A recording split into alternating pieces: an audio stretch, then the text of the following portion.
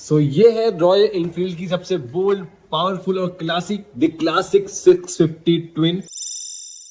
मेरा जो 2 महीने का एक्सपीरियंस है, मैं आज ऑनेस्टली बताने वाला हूँ कि इसे क्या कौन सा प्रोज है और देखते हैं ये कैसे भी अपग्रेडेड वर्जन है एस GT 650 या कुछ रॉयल्टी वाली बात है। मैं हूँ सुखमन बग्गा और आज मैं देने वाला हूँ एक honest review the classic 650 twin का कि मैंने क्या डिसएडवांटेजेस और इश्यूज फेस किए और क्या एडवांटेजेस और शो ऑफ फेस किया है इन 2 महीने में, और आज आपको एकदम सच पता चलेगा बिना किसी स्पॉन्सर बिना किसी कोटिंग के, एकदम सच। तो लेट्स गो। तो सबसे पहले बात करते हैं इसकी क्रोम वेरिएंट की, जो एक हेड टर्नर है और जो एकदम ट्रैफिक में चमकता है भाई, रिप्रेजेंट करता है अपनी रॉयल्टी को। अगर हमने बात करी ली है एक टैंक की, तो थोड़ा इंसिडेंट के पे आते हैं इसके इंजन पे। तो भाई इतना हीट प्रोड्यूस करता है। एक इंसिडेंट बताता हूँ, मैं मार्केट गया था 20 किलोमीटर जाना, मतलब 40 किलोमीटर अप डाउन है। मैं बस वहां गया था और मैंने एक थैला उठाया था, तो इस बाइक ने इतना हीट जनरेट की कि उस हीट ने अब थैले को अपनी तरफ खींच लिया और उसका निशान ये रहा। वो अभी तक हट चुका है, बट आपको थोड़ा बहुत दिख रहा होगा ये उसी थैले का। वो अब तो मिट गया लगभग, हाँ मिट गया। मैं बोला मोटा खर्चा है पर मिट चुका है।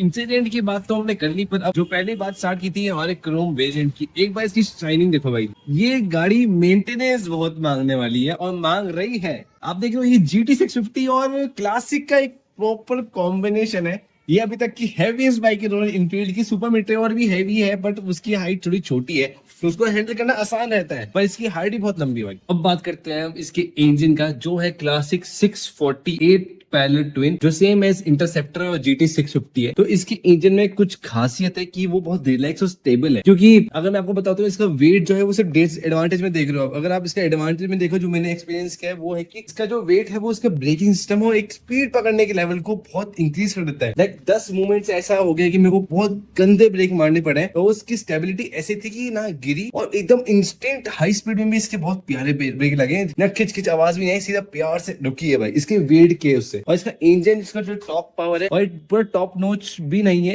इसका जो रिलैक्स है ये सिर्फ क्रूज के लिए है, एक रिलैक्स की कोई स्पोर्ट्स बाइक नहीं है ये। मैंने आपको बताया था कि एक बुलेट का और एक GT 650 का कॉम्बिनेशन है। लाइक मैं ले सकता था, मैं GT 650 ले लेता, पर मेरे को डिग डिग डिग डिग वाला चाहिए जो थोड़ा अनकॉमन सा हो, और ये बाइक बिल्कुल प्रॉपर है। इस गाड़ी की स्पीड की बात करें तो ये 6 सेकंड में 100 की स्पीड पकड़ लेती है। मैंने कभी ट्राई नहीं किया है, बट मैंने 80-60 तक ट्राई किया है। ज्यादा मैं इसमें रफली गया नहीं अभी तक, क्योंकि अगर मेरे को पता है कि अगर ये बाइक किसी से होकर होती है, मेरे से ज्यादा सामने वाले को चोट लगने वाली है, तो मैं ज्यादा इसके रफली जाता नहीं हूँ और ना ही जाना चाहिए, क्योंकि अगर ये बाइक गिरी तो ना ही इसको हम उठा पाएंगे और ना ही हम उठ पाएंगे। तो मैं इसके साथ बहुत प्यार से रहता हूँ भाई, दिल के करीब है बाइक, बहुत विनतियों के साथ मिली है घर वालों से। इतनी वाइड ये बाइक है और इसकी हाइट भी बहुत लंबी है, अगर आप बैठोगे तो लगोगे बहुत ज्यादा ऊपर पहुंच चुके हैं। और कसम से हैवी तो मेरे को अब इतनी नहीं लगती, पहले पहले बहुत हैवी लगती थी, पर इसके साथ अब मैं खेल लेता हूँ भाई। मेरा वेट 80 किलोज है, तो हाँ मेरे को थोड़ी आसान पड़ेगी। अब बात करते हैं इसके ट्रिप नेविगेशन की, जो सेम एज क्लासिक 350 के जैसा है, कुछ ज्यादा चेंजेस में है नहीं। इसमें वही गूगल मैप और 3 टिप्स मिलते हैं इसमें। लाइक इसमें एक जो अगर हम नॉर्मल सेट करें, अभी मैंने मान लो कि नया नया पेट्रोल डलवाया, तो मेरे को देखना कि कितना चलता है, तो मैं इसको 0 कर दूंगा, थोड़ा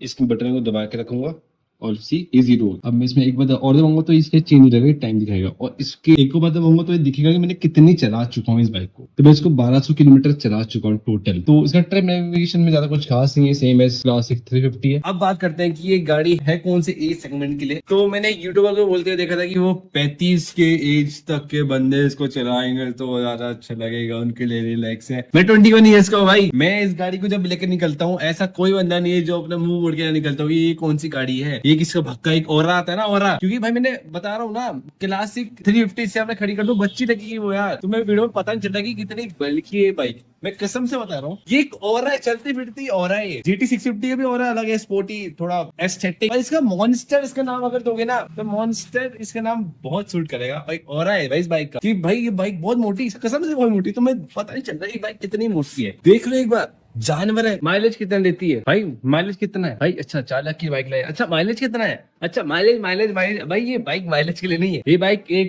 रॉयल के लिए भाई, स्टैंडर्ड के लिए भाई। ये बाइक ये अगर तुम्हें माइलेज सेविंग करना है तो तुम्हारे लिए नहीं है बाइक, अगर तब भी तुम्हें आना चाहिए। ये मोस्टली 15 to 17 किलोमीटर एवरेज देती है। अगर रेस ड्राइविंग वाले पर्सन हो 100 to 80 60 100 to 80 60, तो 13 to 40 किलोमीटर मतलब 15 का एवरेज दे देती है भाई ये। और कि भाई क्यूली, फिर भाई क्यूली अरे स्टैंडर्ड है भाई, एक सिंपल फैक्ट में शो ऑफ है, एक थोड़ा रॉयल्टी है, एक थोड़ा दबदबा है भाई। अगर मैं इसको अभी GT 650 के आगे भी खड़ा कर दूं ना, ये बाप लगेगी, नॉट इन स्पीड और स्पोर्ट्स बाइक, ये बल्कि में बाप लगेगी, लाइक बहुत चौड़ी मॉन्स्टर लगेगी बाइक भाई, मॉन्स्टर। अब अगर इसकी बात डिग डिग में आएगी, इससे एग्जॉस्ट में, इसके एग्जॉस्ट की आवाज सुनाता हूँ, जो मैंने एक्सपेक्ट किया था कि मैं वैसे लगाऊंगा, मैं लगाना चाहता हूँ, पर मैं लगाना भी नहीं चाहता, क्योंकि अभी मैं इस नई बाइक को जो मार्केट में न्यूली लॉन्च हुई है, मैं किसी के हाथ में ऐसे नहीं देना चाहता। मैं वेट करना चाहता हूँ कि थोड़ा अभी और एग्जॉस्ट साइलेंसर थोड़ा इंट्रोड्यूस हुए मार्केट में, तो हम तब लगाएंगे, वरना अभी मैं इसमें कुछ मॉडिफिकेशन कराने की सोच नहीं रहा हूँ। अगर आपको कुछ पता है कि मैं इसमें ये करा सकता हूँ तो कमेंट सेक्शन में बताओ, तो इसकी एक बार एग्जॉस्ट सुनते हैं।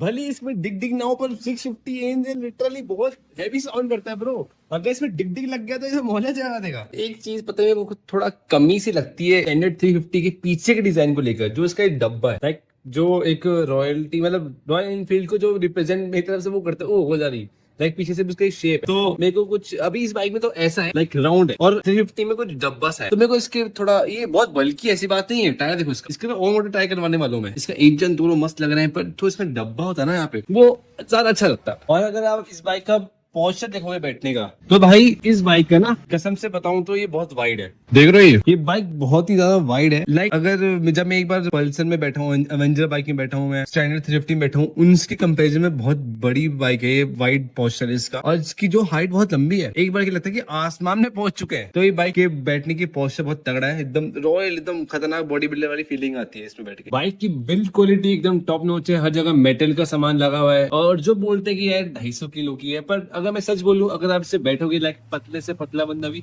जब ये बाइक चलना स्टार्ट करेगी ना, तो इतना फील नहीं होता। पर हाँ, अगर चलानी थोड़ा रेगुलर यूज के लिए चाहिए तो थोड़ा दम होना चाहिए, क्योंकि ऐसे मोमेंट में कभी पैर नीचे रखना भी तो पड़ता है, कभी एकदम इंस्टेंटली बाइक रुकनी भी पड़ती है, तो ये कभी कभी इफेक्ट करता है, बट चलते भी इतना फर्क नहीं पड़ता, पता नहीं चलता कि कितनी हैवी है। और हाँ, कुछ मोमेंट्स में करता है, ज्यादा कुछ नहीं। इन 2 मंथ में जो भी मैंने एक्सपीरियंस किया है, जो मेरे को लगता था, मैंने आपके साथ शेयर कर चुका हूँ। अब मैं आपको बताऊंगा एक बाइक अच्छाइयों से हटके एडवांटेजेस और डिसएडवांटेजेस, जिससे आप फैसला लोगे कि आपको ये बाइक लेनी है या नहीं लेनी है। तो पहले बात करते हैं एडवांटेजेस। पहला एडवांटेज हमारा है जो बाइक को बल्कि बनाता है, जो ये बाइक को एक रिप्रेजेंट कराता है कि हाँ, एक बाइक आ रहा है, एक ऑरा आ रहा है। तो ये बल्कनेस जो इस बाइक का है, वो एक हमारे एडवांटेज में आता है, जो सबकी नजरें मोड़ देगा कि ये कौन सी बाइक। दूसरा एडवांटेज है स्मूथ राइड, जो इसकी स्पीड पकड़ने वाली तेजी है और ब्रेक मारने वाली स्टेबिलिटी है, जो इसका वेट इसका साथ देता है वो सब करने में, तो इसका दूसरा फैक्ट है। तीसरा फैक्ट है जो इसकी स्मूथ राइड है, जो पोस्टर बैठने का है। अगर आप छाती चौड़ी करोगे जहाँ मुझे, तो दर्द होगा, ये मेरा एक्सपीरियंस है। अगर आप आराम से बैठ के चलाओगे, कुछ नहीं होगा, एकदम आरामदायक है। चौथा एडवांटेज है कि ये बाइक फ्यूचर प्रूफ है। आई नो कि इसके साथ वो किकिंग सिस्टम नहीं है जो ओल्ड स्टैंडर्ड 350 में आते थे, द ओजी, बट इसके साथ वो नहीं है। पर जो शोरूम में मेरे को बताया गया है, जो मैं अभी एक्सपीरियंस 2 महीने में कितना एक्सपीरियंस कर लूंगा इस चीज में, बट जो मेरे को लगता है कि जो ये पूरी बाइक मेटल से बनी है, ये काइंड फ्यूचर प्रूफ हमें प्रूव कर सकती है। सो अब आते हैं हम डिसएडवांटेजेस में। पहला है इसका वेट, जो है 243 kg। भाई एडवांटेजेस में भी था वो, डिसएडवांटेज में भी स्टिल है। ये मेरे को, मैं 80 kg को मेरे को इतना फर्क नहीं पड़ता, बट जो 70-60 वाले हैं, तो उनको तो भाई मात देगा वो मात। दूसरा डिसएडवांटेज इसका है हीट प्रॉब्लम्स। भाई लाइक हीट प्रॉब्लम्स में क्या होता है, एक अच्छी चीज बताऊं, उसमें एग्जॉस्ट से डिग डिग डिग आवाज आती है जब हीट हो जाती है, गंदी वाली ना, जब खुद ही और ऐसे आती है उसकी बात। भाई पर हीट प्रॉब्लम काइंड है कि अगर कुछ सामान पकड़ो, सामान पकड़ नहीं पाओगे, वो ऐसा खींचेगा ना सामान को, वो फट जाएगा सामान पकड़ना ही नहीं आता। तीसरा डिसएडवांटेजेस है जो इसका, जो पीछे बंदा बैठेगा ना, उसको भी थोड़ा मजबूत होकर बैठना पड़ेगा, क्योंकि उसका टॉर्क पावर है ना, जब मसल फील आती घुमाते ही, लाइक हमें इतना फील नहीं होगा, जो पीछे बैठा होगा ना। ये मेरे साथ बहुत बार हो चुका है, जितने मेरे दोस्त देख रहे होंगे वो इस बात का प्रूफ है। मेरे बहुत सारी सहेलियां बैठी, दोस्त लड़के बैठे, और ऐसा नहीं कि लड़के वो सब के सब 45 डिग्री एंगल में हुए, ऐसे बहुत बार हो चुका है। तो मैं जब भी बोलता हूँ कि भाई पकड़ के बैठ, पकड़ के बैठ, कि गिर मत जाना, तुम पकड़ के बैठोगे, मुझको ये बोलना पड़ता है पहले, क्योंकि अगर मैं थोड़ा सा जूम करूँ ना, तो वो लिटरली एकदम स्पीड पकड़ते हुए बाइक। सो ये इसका तीसरा डिसएडवांटेजेस मैं मानता हूँ। हाँ, सो वीडियो यही खत्म होती है, और नेक्स्ट वीडियो के लिए तो कमेंट में कोई कंपैरिजन, जैसे GT 650 भी हमारे दोस्त के पास है, हंटर 650 भी है, मेटेवा 650 भी है। इन किसी बाइक के साथ भी कंपैरिजन चाहिए लॉन्ग वीडियो का, हम लाने को तैयार है। एक बार आप कमेंट करो और वीडियो को लाइक करना बिल्कुल मत भूलना और सब्सक्राइब करना मत भूलना, सपोर्ट मिलेगा और ऐसी और वीडियोस हम बनाते रहेंगे। आज के लिए इतना ही।